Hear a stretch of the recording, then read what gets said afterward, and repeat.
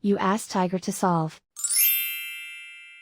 This deals with linear equations with one unknown.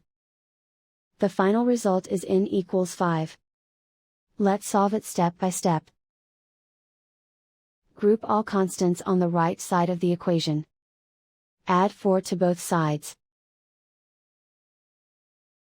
Simplify the arithmetic.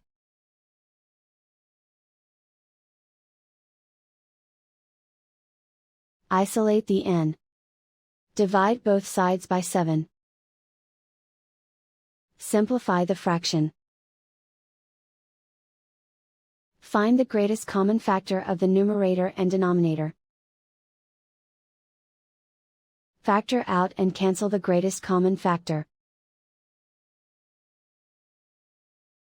And so the final result is n equals 5.